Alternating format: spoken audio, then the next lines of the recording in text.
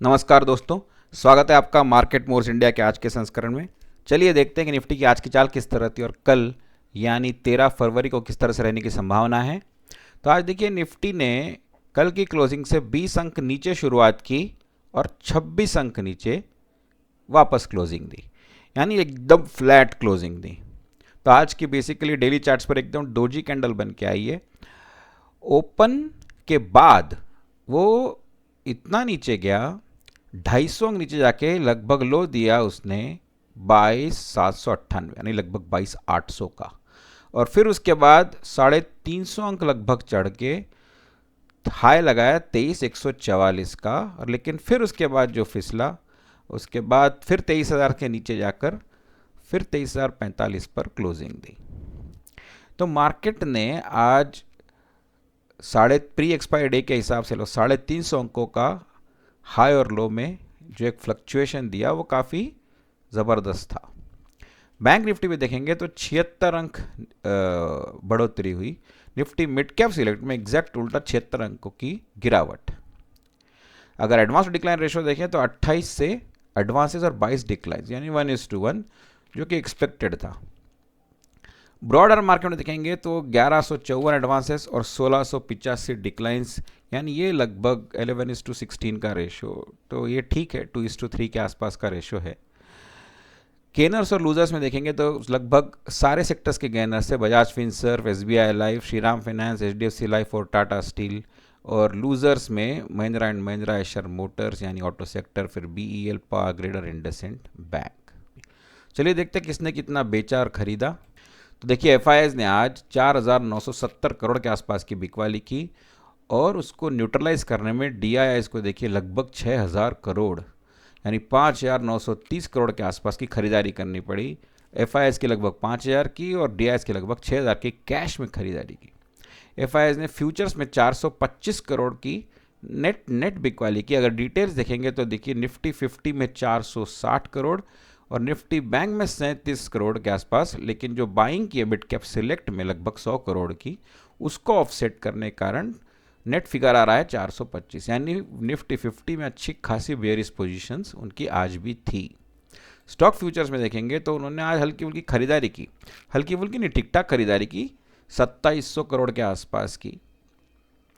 और ये हो सकता है कल यूज़ करें, कल बेचने के लिए। कल एक्सपायरी है तो कल के मूवमेंट इसलिए थोड़ी सी सेंसिटिव हो जाती है। हम चलते हैं ऑप्शन चेन की तरफ और देखते हैं ऑप्शन चेन में क्या है।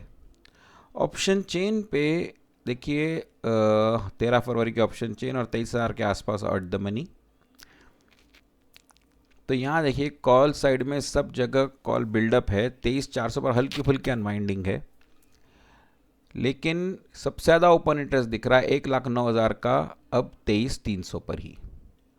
और जो टोटल कॉल राइटिंग हुई है आज उसमें सबसे ज़्यादा दिख रहा है मुझे 44,000 की, जो कि इन द मनी 23,000 पर है। यानी कुछ कॉल राइटर से सोच रहे हैं कि 23,000 के नीचे मार्केट क्लोज होगा कल की एक्सपायरी के दिन।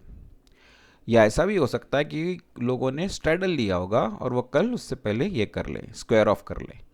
तो उधर देखते हैं पुट साइड में लगभग 17,851 कॉन्ट्रैक्ट्स की पुट राइटिंग हुई है, तो लगभग आधे कॉन्ट्रैक्ट्स हैं। और 23,000 पर आप देखेंगे तो लेकिन सबसे ज़्यादा ओपन इंटरेस्ट यहाँ मुझे दिख रहा है 22,700 का, जहाँ कल भी था। और सबसे ज़्यादा पुट राइटिंग, लेकिन पुट राइटिंग कहीं पे भी अप्रिशिएबल नहीं है जिसको आप बोल सकें कि अच्छी खासी पुट राइटिंग हुई है। और देखिए अच्छा खासा अनवाइंडिंग हुई है इन द मनी में, यानी सब पुट राइटर्स भाग रहे हैं जैसा कि कल भी था। तो सपोर्ट कहीं भी नहीं है, 22,700 एक हल्का फुल्का सपोर्ट है, लेकिन कोई बिलीवेबल सपोर्ट नहीं है, उस पर कोई कन्विक्शन नहीं है। 23,000 रजिस्टेंस जरूर है क्योंकि उस पर लगभग देखिए ओपन इंटरेस्ट लगभग 70,000 कॉन्ट्रैक्ट्स का है और 44,000 कॉन्ट्रैक्ट्स की कॉल राइटिंग हुई है। लेकिन मोस्टली कॉल राइटर्स जो हैं वो 23,300 पर बैठे हैं। तो कल की रेंज मुझे लगता है कि 22,700 से 23,300 के बीच में ही रहेगी। अगर 23,300 जाता है तो 100% बिकवाली आएगी और 22,800 भी अगर जाता है तो वहाँ से खरीदारी आएगी। हम चलते हैं चार्ट्स पर। तो पहले निफ्टी का डेली चार्ट चेक कर लेते हैं। निफ्टी के डेली चार्ट पे देखिए लगभग छठे दिन गिरावट लेकिन 5 दिन से थोड़ी कम गिरावट, ऐसा समझ लीजिए आप। लेकिन गिरावट तो फिर है ही, छठे दिन भी कंटिन्यूस 23,333 इसमें यहाँ पे दिख रहा 23,045 के आसपास। हम ट्रेड लेने के लिए अगर 1 घंटे के चार्ट पर देखें तो 1 घंटे के चार्ट पर कोई ऐसा खास संकेत नहीं है। और 15 मिनट के चार्ट पर चलें तो देखिए 15 मिनट के चार्ट्स पर भी आज, क्योंकि बेसिकली मूवमेंट जो था वो अप डाउन ही था, यहाँ पर कुछ एक रेजिस्टेंस है, लेकिन यहाँ पे कोई शॉर्ट करने के लिए कोई एग्जैक्ट या कोई अच्छा बिलीवेबल सेलिंग एरिया नहीं बन रहा है। सेलिंग एरिया जो कल मैंने बोला था वही है, यानी जो 23,255 से लेके 23,305, यहाँ अगर मार्केट पहुँचता है, यहाँ अगर निफ्टी पहुँचता है तो मैं यहाँ सेल करूँगा। लेकिन उससे पहले यहाँ पर हो सकता है सेलिंग आए, लेकिन यहाँ मैं सेल करूँगा नहीं, क्योंकि ये कोई कन्विंसिंग सेलिंग एरिया मुझे नहीं दिख रहा है। कल मार्केट कहाँ जाएगा अगर ये देखना है तो चेक करते हैं ज़रा इंडेक्स यूएस मार्केट्स का इस वक्त क्या है हैंडओवर, क्योंकि 8 बज चुके हैं। तो यूएस मार्केट खुल चुके हैं और यहाँ अच्छी खासी गिरावट दिख रही है डाउ फ्यूचर्स में। एक बार ज़रा रिफ्रेश करके चेक कर लेते हैं तो देखिए डाउ फ्यूचर्स 1% की गिरावट के साथ, नैस्डैक 0.5% और S&P फ्यूचर्स 0.75%। तो यूएस मार्केट में कुछ हुआ है जिसके कारण इतनी ज़बरदस्त गिरावट के साथ मार्केट खुले हैं। उसका असर हमारे मार्केट में कितना पड़ रहा है तो लगभग 58 अंक नीचे गिफ्ट निफ्टी बता रहा है, यानी 23,030, यानी बेसिकली ऐसा लग रहा है कि 23,000 के नीचे खुलेगा अगर यही ट्रेंड बना रहा तो। आज हमारे सीपीआई इन्फ्लेशन के आंकड़े आने वाले थे तो वो चेक कर लेते हैं कि उसका क्या असर रहा।